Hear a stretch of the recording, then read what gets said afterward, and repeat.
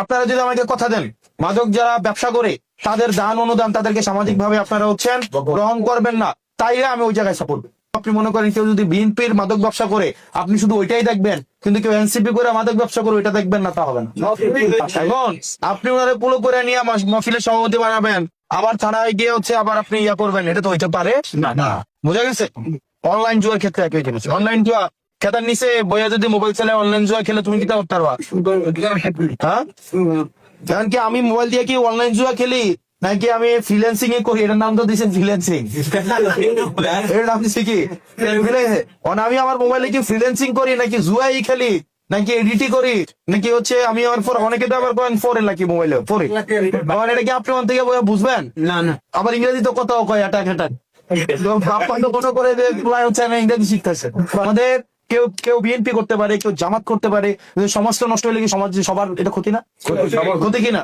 ধরেন এই সমাজটা যদি নষ্ট হচ্ছে, এটা থেকে কেউ আমরা মুক্তি পাবো? কেউ এনসিপি করুক, জামাত করুক, বিএনপি করুক, এগুলা কেউ কিন্তু দিন শেষে এই সামাজিক যখন মাছের মাথা পচা শুরু হয়, দিন শেষে লেস পর্যন্ত আসে, পচবে কিন্তু। সেই জন্য কে বিএনপি করবে, কেউ জামাত করবে, কে এনসিপি করবে, এইভাবে না, আপনার সমাজটাকে ঐক্যবদ্ধ ভাবে গড়ে তুলতে হবে। নাকি বোঝা যায় নাই? নাকি বোঝা যায় নাই? মাদক সমস্যা কি শুধু কি আমাদের সমস্যা নাকি জামাতের সমস্যা নাকি বিএনপির সমস্যা?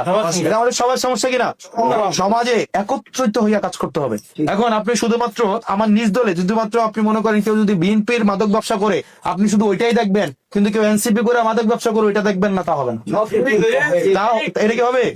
আপনি শুধুমাত্র শুধু দোষ খুঁজেন বিএনপির, দোষ খুঁজেন জামাত, আর নিজের দল হচ্ছে মাদক ব্যবসায়ী নিয়ে ঘুরেন, তাহলে কি কোনো লাভ আছে?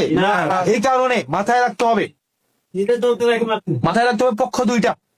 পক্ষ দুইটা, এক পক্ষ যারা মাদক বিরোধী, এই মাদক বিরোধীর মধ্যে থাকবে বিএনপি, থাকবে জামাত, থাকবে এনসিপি, অন্যান্য রাজনৈতিক দল, এটা হচ্ছে কি মাদক বিরোধী।